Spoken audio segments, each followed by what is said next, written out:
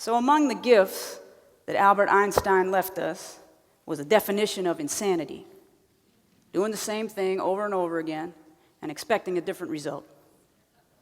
My work is an interesting example: child welfare. It's the government business of protecting children. The primary intervention is to take kids from their parents and put them in foster care, and there's a prevailing belief that this is the responsible thing to do for children who are abused and neglected. Now there are 50 child welfare agencies in the country, and the funds to underwrite them are in the billions. It's not a one among them that's reputed to be working well. Awful things happen to children in foster care.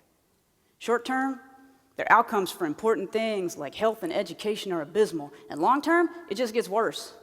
Kids that grow up in foster care, overwhelmingly destined for the penitentiary, the morgue, or the child welfare system when their own kids come into foster care. So in response, a parallel effort arose called systems reform. Now this is the belief that if we could just get government to do child welfare properly, then it would work and everything would be fine. Many more millions of dollars are deployed by foundations to monitors and consultants in an effort to fix things. And yet, we fail. But I was a believer in this fixing thing, and I came to Baltimore. I was back when the agency I run now was considered among the worst in the country, but I knew we could make it work. And we had a good run. Over a 5-year period, we reduced the number of children in foster care by 58%. We reduced the number of kids living in orphanages by 89%. We increased adoptions 59%. We increased the number of kids that left foster care for families by 47%, and we paid all our bills on time. All right? Now, so you could see that as to the matter of whether or not we can make child welfare work, my thirst is quenched. The thing of it is, this kind of success in child welfare is relatively unheard of, so it begs the first interesting question: how did we do that? You're not going to be surprised with the answer. We articulated a mission and repeated it like a broken record: kids ought to be in families. We used data to drive our work so we could see all the time, globally, what was happening in our system, and also know very specifically which kid needed what thing from us right now in order to get home. And we embraced the practice of accomplishing tasks, one after another. We ran it very lovingly, like a business. So accolades and awards start rolling in, and I really appreciate that, because we fixed it. And now, I run a well-oiled machine that does an outstanding job of taking other people's children. It does it with tremendous efficiency. I regret that this success has not also resulted in us actually helping people. Now, the abuse and neglect is awful for children. It's terrible, absolutely. When we also then take them from their families, we're digging a wound so deep, I don't believe we have a way of measuring it. This dismantling of families, it has enormous consequences. Kids that grow up outside of families, they don't master the things that can only be learned in that context, like who to trust and how to love and how to take care of yourself. And that, frankly, does more damage than the abuse and neglect that brought the kid to my attention in the first place. And that's when I understood. The reason child welfare isn't working is because there are children in foster care. It's not that government's doing it badly. It's that foster care is a bad idea. The error is the intervention. And the crazy part is we still believe. We just keep doing it over and over and over and expecting it to work. So that begs the second interesting question. Why would we do such a thing? Let's allow for a minute that the following is true. First, it feels good to save kids. We get a great injection of adrenaline when we rush in, and our brain responds to that stimuli just like we do anything else that feels good. We want more of it. And when we figure out how to keep returning to that good feeling, we start thinking that in and of itself is success, right? We're mistaking something that feels good to us for something that's actually helping other people, because if it feels so good, we must be doing the right thing. Second, child welfare is an industry, and industries are self-protecting ecosystems. Think about it. The only time the federal government pays me is when I take somebody's kid. And as soon as that kid's in foster care, they instantly become a commodity, and the industry starts to wrap around doctors, lawyers, judges, social workers, advocates, whole organizations. The industry is committed to this intervention, this taking other people's children, because that's what it needs to survive. and it's on autopilot now, it's going to do whatever it has to do to stay alive. And this industry, to stay alive, needs other people's children. Third, experts know what to do.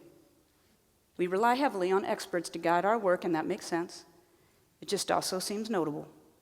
One cannot be both an expert and a recipient of this intervention. Now, this puts us at risk of not listening to the people that might know the most about what it is we're doing. Kids who grew up in foster care are a great example. You know what they want? They want to go home. And just to be clear, home isn't an address. It's a state of mind.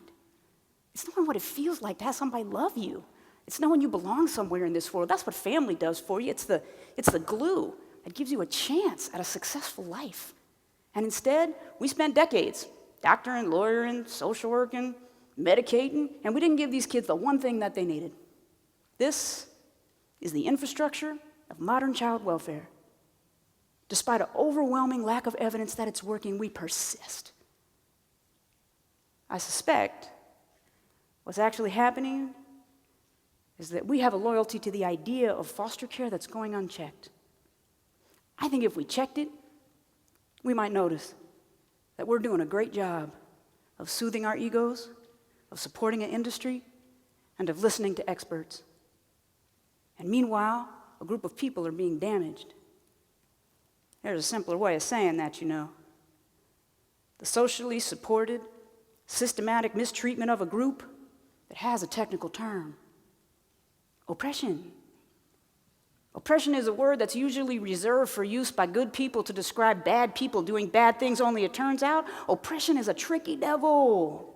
It gets us good people unwittingly to pick up its weapons and to use them in the name of helping when we have the best of intentions in our hearts. Now, there is, I think, reason to hope. If we concede that soothing our egos isn't the same as helping, and that commodifying people is never what we meant to do, and that listening to people who were struggling might have some value, we could use this moment to move forward in a different way. Moving forward, we could align ourselves with existing activities farther upriver that are disciplined about an ounce of prevention. We could find the earliest moment to intervene with a family long before they need a catastrophic intervention like putting their kid in foster care. So little kids not going to school are a great example. When a 16-year-old's not going to school, they're making a choice. When a 4-year-old's not going to school, they're telling you by not showing up that something's not quite right at home.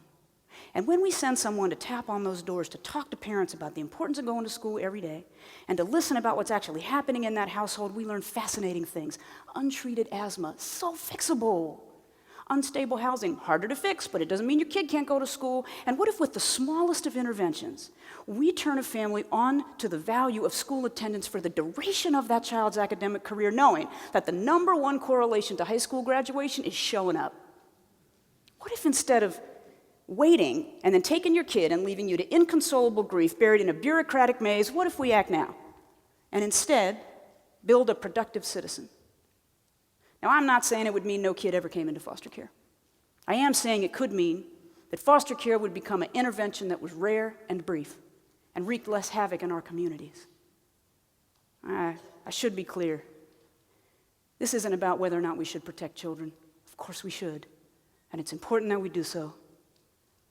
It just seems equally important that we ask ourselves, if we really meant to help that abused kid, why did we wait so late? Really? Why did we wait till his head was cracked open? Do we really think that act of violence was a seminal event? Or could it be there was a moment earlier on that gave us a warning sign that a family was headed in a perilous direction, that gave us a window into an opportunity to bring meaningful help? The trick of it is, reorienting ourselves in this way, it won't soothe the ego of the giver, and it won't support the foster care industry.